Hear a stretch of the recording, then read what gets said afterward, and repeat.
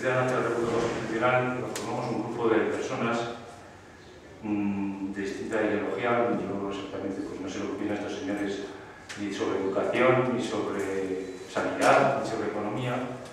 Lo que nos une son una idea fundamental, que es que en España no hay democracia. Para eso tenemos un criterio sobre lo que es democracia y sobre lo que no es democracia. Consideramos que en España lo que hay es un estado de partidos que no tiene nada que ver con democracia, y explicamos por qué y en qué consiste el estado de partidos. Y propugnamos que el camino para que deje de haber estado de partidos y haya democracia es en un primer momento una abstención masiva para que posteriormente se abra un periodo de libertad constituyente. Por eso esta conferencia formamos 3 bloques.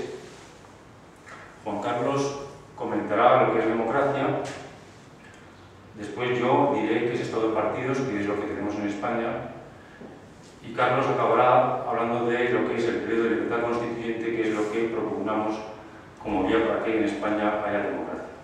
Y sin más ya, le doy la palabra a Juan Carlos.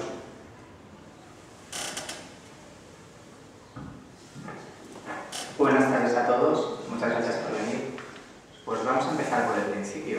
Yo creo que la definición más famosa, por lo menos, de democracia es la de Abraham Lincoln: el gobierno del pueblo, por el pueblo y para el pueblo.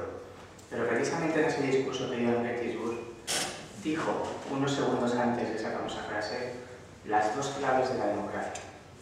Para que haya democracia tiene que haber, primero, libertad y segundo, igualdad. Y es una definición que sí nos permite analizarnos a fondo si en un sistema de gobierno como en el español hay una democracia. Libertad. Decía el propio Lincoln que el hombre nunca había sido capaz de definir la palabra libertad, y eso no es cierto. Por ejemplo, nosotros, en el diccionario de la Real Academia Española, tenemos una definición fantástica. Dice, la libertad es la facultad humana de elegir entre un medio o otro medio o no elegir. Y añade algo muy importante, lo que hace responsable al hombre. Es decir, es el libre albedrío, la libertad, lo que nos hace responsables de nuestros actos. La cuestión que queremos plantear aquí entonces ¿es el pueblo español libre? Y la respuesta que tenemos que dar va a girar en torno a si podemos elegir, si podemos obrar en las cuestiones políticas en una dirección o en otra. Y también si somos responsables de esas acciones. Y creo que sobre todo en los tiempos de crisis que vivimos ahora es muy fácil darse cuenta de que no hay libertad. Nos suben los impuestos. ¿Es que el pueblo puede hacer algo para evitar que le suban los impuestos? Nada. Nos recortan los derechos. ¿Es que el pueblo puede hacer algo para que no haya recortes de derechos? Nada. Por ejemplo, nuestros vecinos portugueses tienen un IVA del 20% en productos de primera necesidad. De primera necesidad. ¿Alguien puede decir que eso lo ha elegido voluntariamente el pueblo? La respuesta es rotundamente no. Entonces, ¿cómo podemos conseguir que el pueblo sea libre y sea, ya he dicho, responsable de las acciones políticas? Pues hay un medio. Se llama revocación de representantes. ¿En qué consiste la revocación de representantes? Consiste en que la democracia no se basa solo en elegir un gobierno y después ese gobierno está durante 4 años aprobando las leyes que él considera adecuadas y los ciudadanos no hacen otra cosa que someterse a esas leyes. No, la revocabilidad consiste en que en cualquier momento el pueblo, el ciudadano, puede revocar a un representante. Igual que lo elige, lo revoca. Y esta es una de las mentiras que nos han contado para decirnos que España es democracia. Nos dicen que la democracia es la libre elección del gobierno, la libre elección de los representantes. Bueno, sí, es verdad, pero solo es la mitad de la verdad. Para que haya democracia, también tiene que ser posible revocar a esos representantes. Porque si elegimos a alguien que manda sobre nosotros, que tiene autoridad sobre nosotros durante 4 años, y no podemos revocarlo, no podemos quitarle el poder, lo único que hemos hecho es elegir una no. En Miami, el año pasado, no sé exactamente la fecha, se revocó al alcalde, porque en Estados Unidos existe la revocación. Lo que hicieron fue recoger el número de firmas, como pide la ley, convocar un referéndum de revocación y salió el sí a la revocación y el alcalde se marchó. Y lo que ocurrió es que hubo una serie de escándalos y el pueblo, descontento con la gestión del alcalde, dijo que se fuera a casa. Eso es democracia. La verdadera fiesta de la democracia no es la que celebran los partidos, cuando hay unas elecciones y se reparten escaños. La verdadera fiesta de la democracia es cuando se revoca a un político que ha fracasado, porque eso es lo que demuestra que el pueblo puede elegir. ¿Qué cambia la revocabilidad, la revocación de representantes respecto a lo que hay en España? Pues el sistema, que realmente es democrático, consiste en que cada distrito tenga un representante. Y ese representante va a votar las leyes, por ejemplo, en una Asamblea Nacional Legislativa. Pero ya no va a votar lo que quiera, porque sabe que mañana mismo su distrito le puede deponer. De esa manera, el distrito le dice a su representante: mañana esta ley queremos que votes sí, o queremos que votes no. Y si el representante no quiere, se le revoca. Y fíjense qué diferencia. Ahora el pueblo sí que es responsable de lo que hace, porque se ha permitido que su representante vote sí a una ley, habiendo podido impedirlo, es responsable. Es responsable. El pueblo tenía alternativa. El representante puede votar sí o puede votar no. Podía indicarle al representante que tenía que votar. Luego te hace responsable de su voto. Y ahí es donde entra la libertad. La libertad como alternativa de ciudadano para que se vote en una cámara lo que él quiera, no lo que un partido quiera, y la libertad para ser responsable de lo que has permitido que se apruebe. Y en ese caso, si se suben impuestos, no puede decir al ciudadano: es que yo no quería que subiesen impuestos. No, tú permitiste a tu representante que votase a favor de esa subida de impuestos y era responsable. En España, como no tenemos revocabilidad, nos han robado la mitad de la libertad. No solo elegir al representante, sino revocarlo. Me gustaría también decir que la libertad no es tampoco una utopía, ¿no? Hay una frase de Azaña que dice: la libertad no hace feliz al hombre, solo le hace hombre. Y es importantísimo, porque no tenemos que entender que nos van a dar la libertad y nos van a dar la igualdad y ya vamos a vivir en un mundo de felicidad y donde todo es perfecto. No, eso no, porque la libertad es responsabilidad. Igual que un padre, cuando tiene un hijo menor, es responsable de ese niño. Y la responsabilidad no le hace mejor padre, ni peor padre, ni va a hacer que sea feliz. Lo que le hace la responsabilidad es padre. Si no tienes responsabilidad por un hijo, ¿cómo vas a ser padre? Y esto es lo mismo. Si no tenemos responsabilidad con el voto de nuestros diputados, porque podemos revocarles, ¿cómo vamos a ser libres? ¿Cómo vamos a ser, siquiera como decía Manuel Azaña, hombres? No puede ser.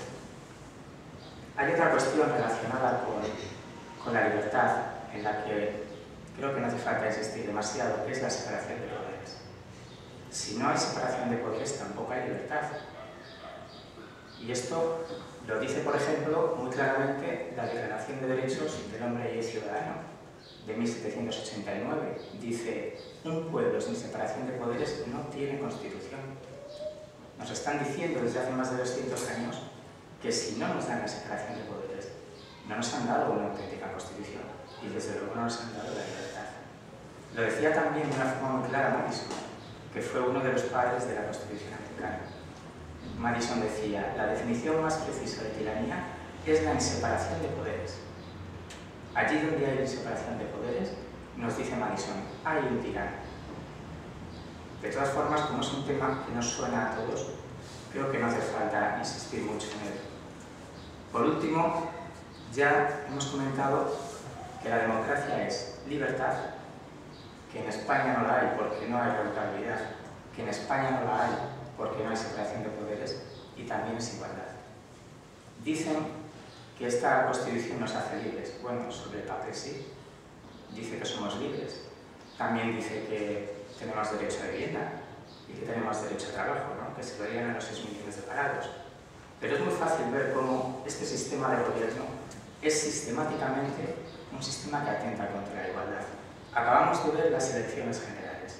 Hemos visto, por ejemplo, que el PP con 60.000 votos ha sacado un escaño. Cada escaño le cuesta 60.000 votos. Pero resulta que a UPyD le cuesta 230.000 votos. Y a Geroa le cuesta 40.000 votos. ¿Pero qué clase de igualdad es esta? ¿Es que un voto de Geroa vale lo mismo que 5 votos de UPyD? ¿Eso es igualdad? Eso no es igualdad. Han creado un sistema de repartos de escaños que atenta contra la igualdad y nos dicen que nos hace iguales. ¿Por qué ese sistema de reparto de escaños es tan malo? Porque está demostrado matemáticamente, no vamos a entrar, claro, en cuestiones matemáticas, pero está demostrado matemáticamente por un señor llamado Kenneth Arrow, que fue Premio Nobel de Economía, que allí donde hay que elegir entre más de 3 opciones, ningún sistema de votación permite saber cuál es la opinión mayoritaria del pueblo. Sé que suena un poco raro que se pueda demostrar como un teorema, se llama Teorema de la Imposibilidad de Arrow, de un señor que fue Premio Nobel de Economía, cuando ser Premio Nobel de Economía significaba algo. Así que todo sistema a primera vuelta, no solo el actual sistema que ya hemos visto cómo reparte escaños de una forma injusta, cualquier sistema que tenga una sola vuelta y haya más de 3 candidatos es malo. Solo queda una alternativa, hacer un sistema a 2 vueltas, de forma que en la segunda vuelta haya solo 2 candidatos. Y de esos 2 candidatos, uno de los 2 va a sacar mayoría. Eso es la democracia. Así que, para terminar esto, para terminar mi parte, vamos a recapitular un poquito. No hay en España libertad política porque no hay revocabilidad de representantes. No hay en España libertad política porque no hay separación de poderes. Y no hay en España libertad política porque no hay elecciones a doble cuenta. Y si hemos empezado con la definición de democracia maravillosa de Abraham Lincoln, que es el gobierno del pueblo, por el pueblo y para el pueblo, ahora voy a dar paso a mi compañero Ramón para que os hable de lo que es la partidocracia, que es el gobierno de los partidos, por los partidos y para los partidos.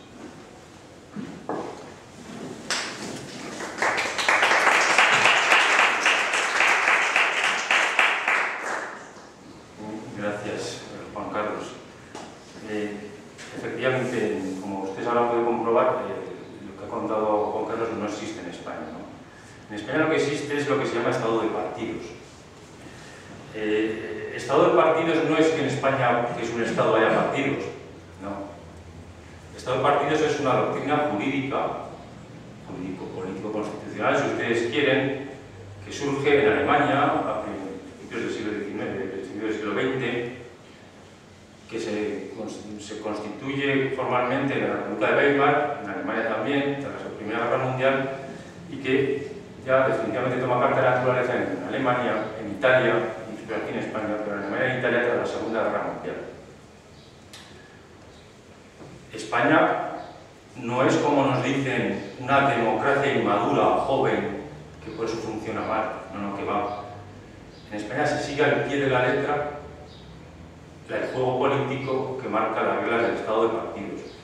Por lo tanto, aquí no es que sea Rajoy así o asado, mejor o peor, Rubalcaba mejor o peor, Cayolara tal, no sé, no. Todos y cada uno siguen al pie de la letra las reglas del Estado de partidos.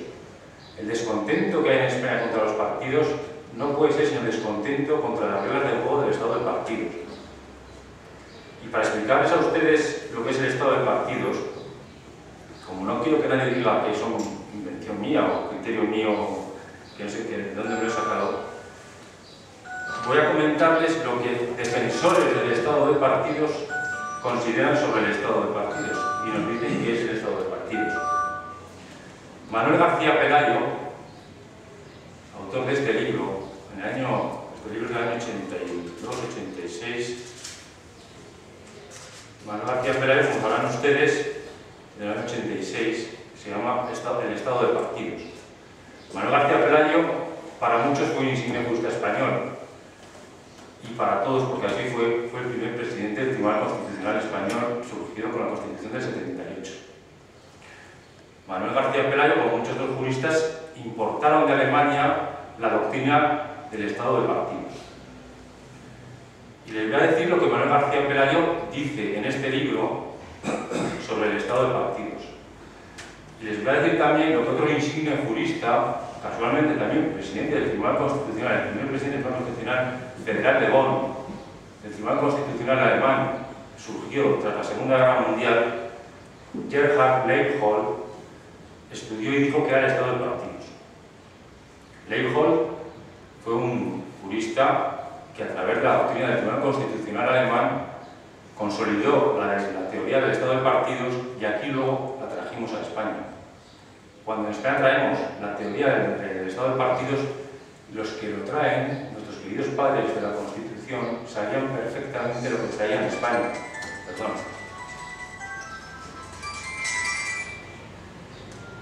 Y verán ustedes lo que sabían que traían a España.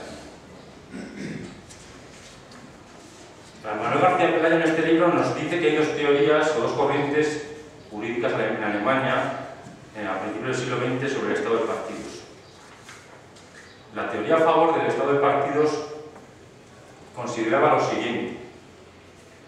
No les voy a citar nombres, pero sí que les leo textualmente, para que no diga nadie que yo me invento las cosas, lo que dice Manuel García Pelayo.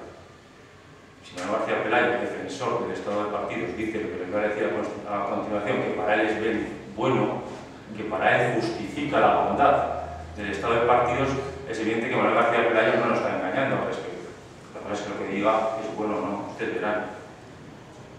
La doctrina alemana que está a favor del Estado de Partidos decía, por ejemplo, perlas como la siguiente.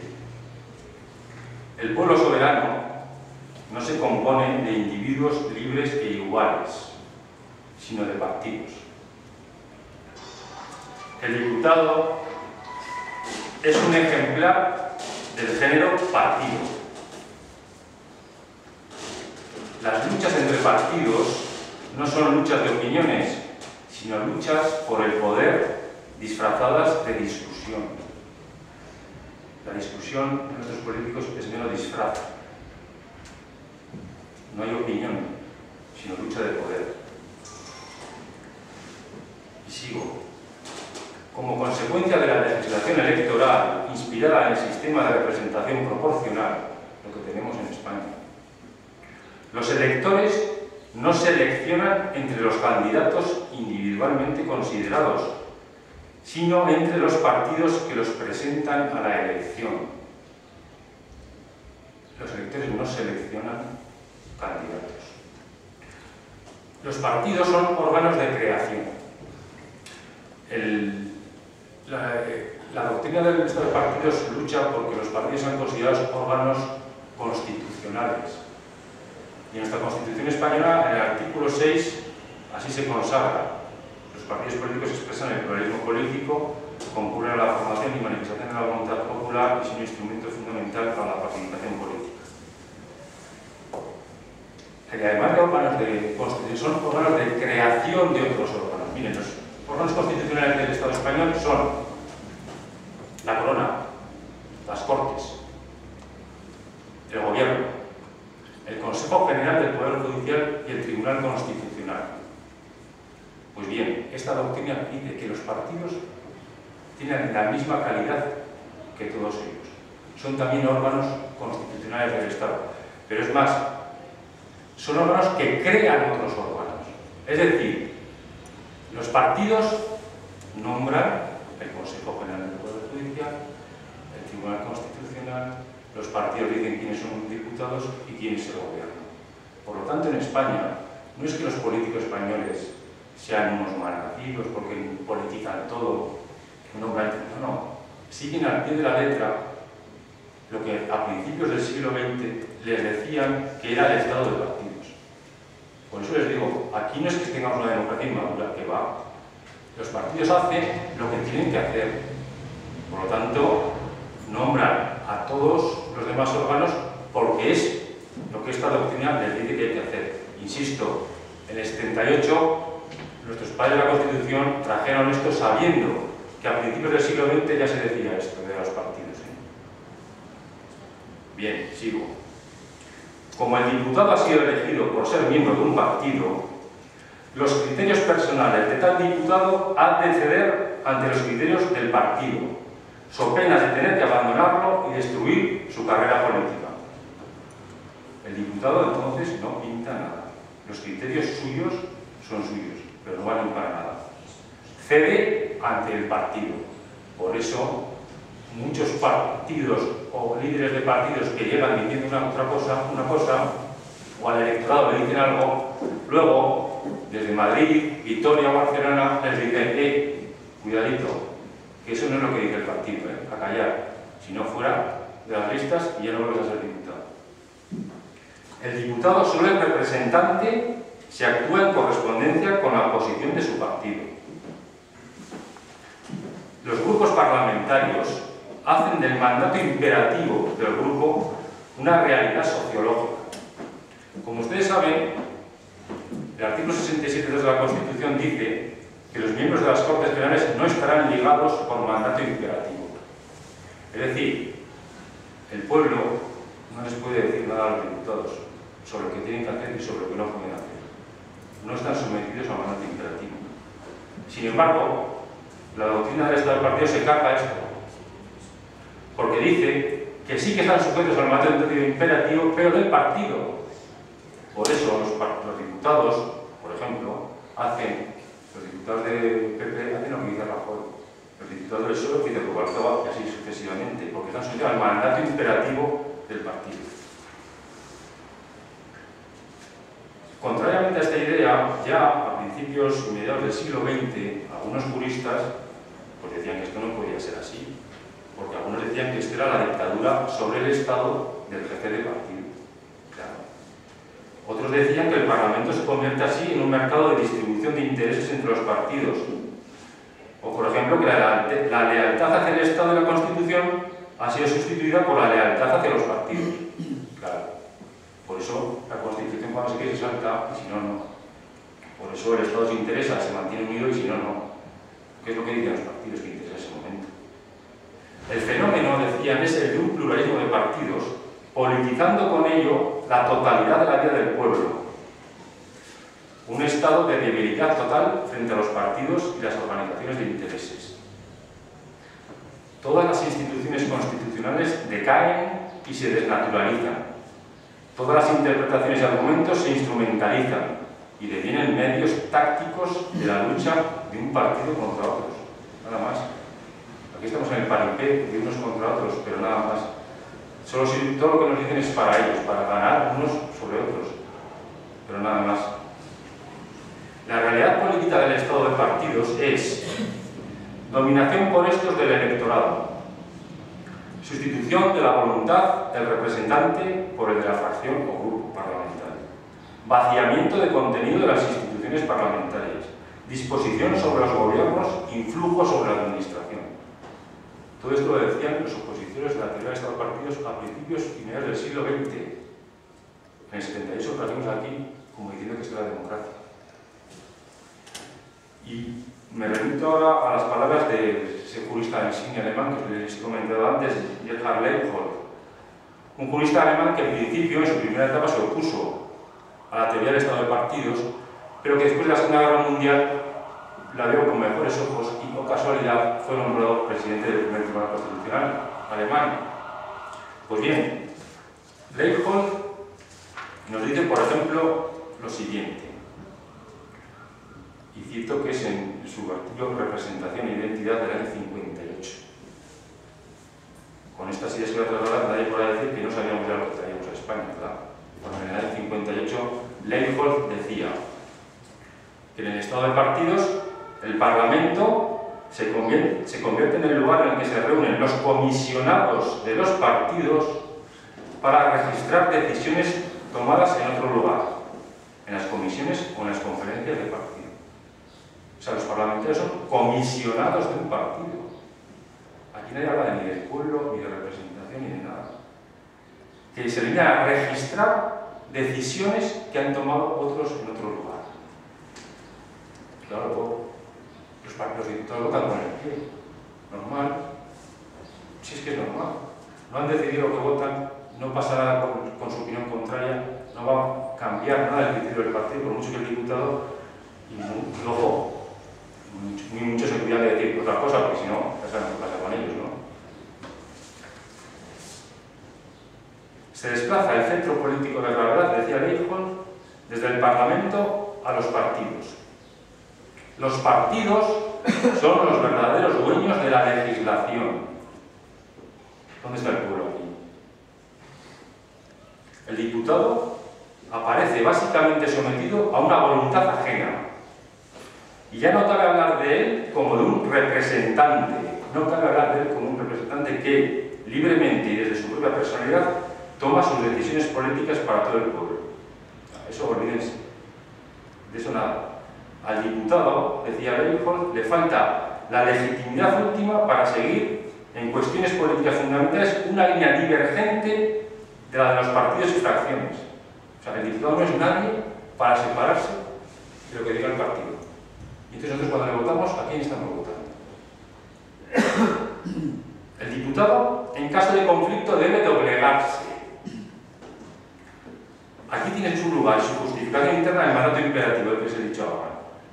Lo que les he explicado antes, ¿no? Usted, diputado díscolo, a doblegarse, porque yo tengo mandato imperativo sobre usted. ¿Y quién es usted? ¿El pueblo? No, que va. Yo soy el partido. En España, yo soy Rubalcaba o Rajoy. Punto. O Cayolada. Y el diputado de Logroño caiga. El de Madrid caiga. En este contexto, nos decía Leijon, no tiene importancia el motivo que lleva a cada diputado a una coordinación, es decir, a doblegarse. ¿Por qué usted dice que sí? Pues mire, pues da igual, que lo que tengas es decir sí, punto. Y decía Leijon, incluso, es posible que el diputado realice este sacrificio únicamente para evitar las sanciones que el partido podría aplicarle, por ejemplo, no presentándole como candidato en las próximas elecciones. Es decir, vota lo que te decimos que tienes que votar, porque si no, en las próximas elecciones ya no eres candidato. Porque yo, Mariano Rajoy o Alfredo Pérez Rubalcaba, hago las listas y te va a meter a ti o no te va a meter. Tú verás. Insisto, año 58. La cuestión de si los electores pueden exigir responsabilidad al diputado por incumplimiento de las obligaciones asumidas ante ellos ha perdido en la moderna democracia de partidos su actualidad y significado, pues el lugar de los electores es ocupado ahora por los partidos que lo reúnen organizativamente. Es decir, el pueblo, como ha dicho Juan Carlos, no puede exigir responsabilidad. Es que está así en la doctrina del Estado de partidos, es así. El partido sí le podrá decir qué has hecho y qué no has hecho. Difícilmente, porque saben lo que tienen que hacer, ¿no? Pero bueno, en todo caso el partido, el pueblo, nada. Las actuales elecciones parlamentarias, las actuales en aquel tiempo, o sea, ya sabían lo que estaban haciendo, ya sabíamos nosotros aquí lo que traíamos de Alemania. Bien, pues decía Leijon que las actuales elecciones parlamentarias correctamente analizadas ya no son auténticas elecciones, no son auténticas elecciones, más bien actos plebiscitarios, a favor de los candidatos designados por los partidos y a favor de los programas de partido que tales candidatos apoyan. Es decir, los candidatos electorales antes del estado de partidos, como sucedió en Estados Unidos, los electores, a través de un sistema de otro, primero dicen que queremos que tú y tú seáis candidatos y que os presentéis a las elecciones y luego ya veremos a quién votamos. ¿Vale? Aquí no tenemos esa posibilidad porque la doctrina del Estado de partidos dice que los candidatos los designan los partidos. Por eso en España sucede lo que sucede. Cuando la gente se pregunta, ¿qué va esto? ¿Por qué este diputado en esta lista que está encausado aquí si nadie le dice, ¿cómo podemos conseguir esto? Pues sí, es que lo ha designado el partido. Pero es que entonces este partido es un tal... No, no, mire, sigue aquí de la letra lo que dice la doctrina del Estado de partidos. ¿Qué van a hacer? Y están haciendo lo que les dice la Constitución que tienen que hacer. Y además, como he leído, los programas los hace el partido y el candidato se limita a apoyarlo. Es decir, no es el candidato el que en su distrito electoral ante ustedes, que me van a votar a mí, comente con ustedes, oiga, ¿yo cómo voy a Madrid al Parlamento? ¿Qué quieren que defienda por La Rioja? ¿El efecto frontera, la vid por aquí, la pera por allá, no sé, el campo? No. Si es que da igual, usted tiene que hacer lo que diga en Madrid, el programa del partido. No, pero es que en Madrid se defiende que el campo, no sé qué, que sus hermanos perjudica. ¿Usted de quién ha mandado aquí? ¿Quién ha designado el partido? Pues a obedecer lo que dice el partido. Esa es la razón de que en España ocurra esto. Insisto, no porque el PP o el Izquierda Unida o el PSOE sean malos partidos, ¿no? Que más si son muy buenos. Cumplen al pie de la letra las reglas del juego. El diputado, decía Leopold, es elegido en función de su pertenencia a un determinado partido y no por su personalidad y especiales cualificaciones. Claro, por eso elegimos a mucha gente que decimos que este quién es. Pero si este, a partir de que está encausado en causa criminal, sabemos que conocemos si no sabe hacerlo con un canuto, pero no porque sea una persona no, es que da igual, les eligen no por su personalidad ni por sus especiales cualificaciones, sino porque pertenecen al partido que debe nombrar, nada más. Por eso, una persona que entra con un partido a los 20 y tantos años, hace su carrera y llega a ser ministro o ministra. Y los ejemplos no remito. El sufragio proporcional, lo que tenemos en España, corresponde al moderno estado de partidos. O sea, dense cuenta que en España, si tenemos elección, en nuestra ley electoral dice que la Constitución dice que los diputados se eligen por el sistema proporcional, es porque lo exige la doctrina del estado de partidos. El sufragio uniproporcional, como les digo, corresponde al moderno estado de partidos y favorece la concentración del poder político en manos de quienes dominan el aparato de un partido. Claro, el sistema proporcional exige listas de partido. ¿Por qué en España hay listas de partido? Porque tenemos un sistema proporcional. ¿Por qué tenemos un sistema proporcional? Porque nos lo exige el estado de partido. Es así, por lo tanto, la discusión entre listas abiertas y cerradas es absurda. No soluciona nada. Mientras haya listas, el jefe de partido tiene todo el poder. Por eso Leopold decía que el sufragio proporcional en listas de partido favorece la concentración del poder político en manos de quienes dominan el aparato del partido. ¿Cuánto? De Rubalcaba, de Rajoy y de Cayo Lara. Esos tienen el poder. Pues bien, expuesto, yo cuando leía estas ideas, digo, pero ¿cómo pudimos traer esto aquí a España? No sabíamos, si en el 58 estaban diciendo los alemanes que esto era lo que sucedía. Y sobre todo, ¿cómo aguantamos eso ahora? ¿Cómo podemos seguir consintiendo que los diputados nos representen, que las elecciones sean verdaderas elecciones, que el Parlamento no sirva para nada, etcétera, etcétera? Pues mire, García Pelayo, para que vean que sí que tenemos un arma y que nos la da el propio García Pelayo y la doctrina del estado de partidos, la abstención. La abstención, que muchos dicen que no sirve para nada o que es mejor voto en blanco o voto nulo. Voto blanco o voto nulo no sirve para nada, simplemente porque es decir, oiga, yo me gusta el estado de partidos, me gustan las reglas del juego, simplemente quiero que entre otro partido.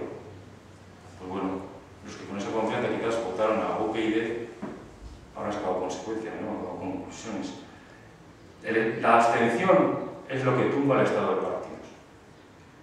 Dice o decía Manuel García Pelayo que es función de los partidos políticos movilizar las masas para reducir las abstenciones en el ejercicio del sufragio a límites tolerables para la legitimidad del sistema. O sea, que no está dando la pista. Límites intolerables o mucha abstención deslegitima el sistema. Decía García Pelayo, una cierta dosis de abstención es favorable. Escuchen por qué decía que era favorable, que es que, vamos. Dice que es favorable la abstención una cierta dosis, poquita abstención. Por entender que, dada la coerción objetiva de las cosas y las relaciones de consenso, ese consenso de que tanto nos oímos hablar, que es tan bueno, pues sí. Dice, por entender que dado el consenso, la gente va a ver que cualquiera que sea el resultado de las elecciones, apenas cabe el desarrollo de políticas gubernamentales sustancialmente diferentes. En esta situación, la gente dice, ¿qué más me da? Que gobierne el PSOE, me quedo en casa. Pues esto ya lo sabía, yo soy así. Porque el consenso anula el pluralismo político. El consenso no es más que el pacto entre las élites de los partidos para apartar las cosas entre ellos y seguir manteniéndose ellos en el poder. Ante esa situación, la gente dice, bueno, pues, ¿qué más me da votar al PP que al PSOE? Como he dicho. Bueno, pues eso los defensores de estos partidos lo saben y dicen que por eso hay gente que se queda en casa. Pero que no se quede mucha, por favor, porque después dice, y acaba García Pérez diciendo, que cuando el absentismo rebasa ciertos límites, puede significar la indiferencia, si no la repulsa, hacia la totalidad del sistema. Es decir, el absentismo, el que nos quedemos en casa, pero sabiendo que nos quedamos en casa porque no nos gusta el estado de partidos, hunde el estado de partidos. Les deslegitima totalmente, lo dice el defensor del estado de partidos, Manuel García Pérez. Por eso, nosotros, nuestro movimiento, lo que pretendemos es, en una primera fase, que haya una abstención masiva para que los dirigentes se den cuenta de que hay que cambiar y que se abra un periodo de libertad constituyente, que es lo que les va a dar ahora.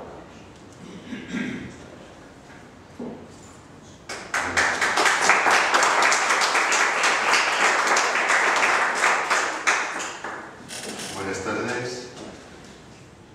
Podemos definir la libertad constituyente como la capacidad colectiva para elegir en referéndum la forma de Estado y la forma de gobierno. La libertad constituyente es el instrumento por el cual un pueblo se dota de una constitución y dice cómo es su Estado, qué libertades y qué derechos tiene y cuál es su alcance. La libertad constituyente se diferencia de las libertades individuales en que estas son en que esta es su garante, es la que dice y la que la garantiza. Y se diferencia de las libertades colectivas, tales como la reunión, manifestación, en que estas son derechos colectivos administrados por una sociedad. La libertad constituyente es la que determina y legitima el alcance de todas esas libertades, tanto individuales como colectivas. Aunque la iniciativa de crear una constitución parte de un partido o de un grupo pequeño, solamente tiene legitimidad la sociedad entera para iniciar un periodo constitucional. Toda constitución es siempre la obra de un pueblo y es siempre su titular. Por eso, el pueblo es el único que puede decidir dotarse de ella, cambiarla o reformarla y también derogarla y cambiarla por otra.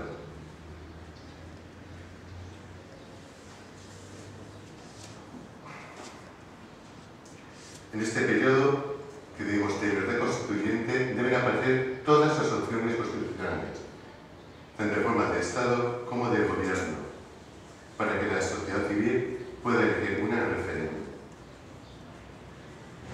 No basta con decir sí o no. No basta que se presente solo una opción. En el momento que ocurre esto, no hay libertad constituyente. Siempre tiene que aparecer las tres opciones que normalmente aparecen dentro de la sociedad. Estas son la opción reaccionaria, la opción conservadora y la opción innovadora. La opción reaccionaria pretende volver a un punto al pasado, a un régimen anterior al presente. Es la que defienden siempre aquellos grupos que añoran un tiempo anterior y suele coincidir con personas que en un pasado tuvieron poder y desean volver a recuperarlo. La opción conservadora es la que pretende mantener el status quo, es decir, mientras que la opción innovadora es la que pretende avanzar hacia algo nuevo, que suponga una ruptura con el presente. La libertad constituyente no se limita solo a hacer una constitución y a decir que los ciudadanos decidan cuál es, cómo es su Estado y cuál es la forma de Estado de gobierno, sino que también la libertad constituyente está presente siempre que haya una variación, siempre que haya un cambio, y es por pequeño que sea.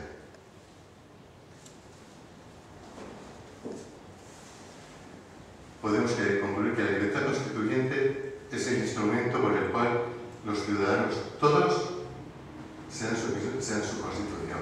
Una constitución que es la que la entregan al Estado, para que la cumpla y la haga guardar.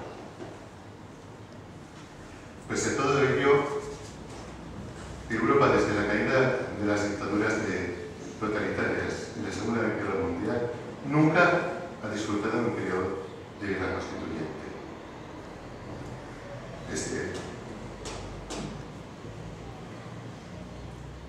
Los partidos clandestinos, expulsados por los dictadores, expulsados del poder por los dictadores, se legalizaron y perpetuaron como instituciones estatales financiadas por los contribuyentes. De este modo, se apartaron de la sociedad civil, evitando que existiera una sociedad política intermedia entre el Estado y la sociedad civil. Las constituciones de los estados partitocráticos fueron meras cartas otorgadas, dictadas por los poderes establecidos sin libertad política colectiva. Sirvieron para sustituir las fenecidas dictaduras por estados de partidos que se burlasen de subordinación de los dirigentes de los partidos clandestinos al ejército de ocupación vencedor. España tampoco ha conocido un periodo de libertad constituyente. La Segunda República advino por azar, gracias por unas elecciones municipales que precipitaron la abdicación y la huida del rey. Tras la muerte del dictador Franco, España siguió el mismo camino que los pueblos europeos continentales, incardinando los partidos clandestinos en el Estado para asegurarse el estatus al partido único franquista y redactando una constitución sin libertad constituyente para así homologarse a los regímenes partitocráticos europeos. Por último, concluyo con un consejo. Los españoles no deben dejar en manos la partitocracia de decisión fundamental de su futuro. Toda constitución elaborada por una minoría es un fraude a la libertad y esconde un golpe de Estado. Sin libertad constituyente, sin libertad colectiva, cualquier derecho y cualquier libertad no es más que un ejercicio de tolerancia por un poder establecido. Muchas gracias.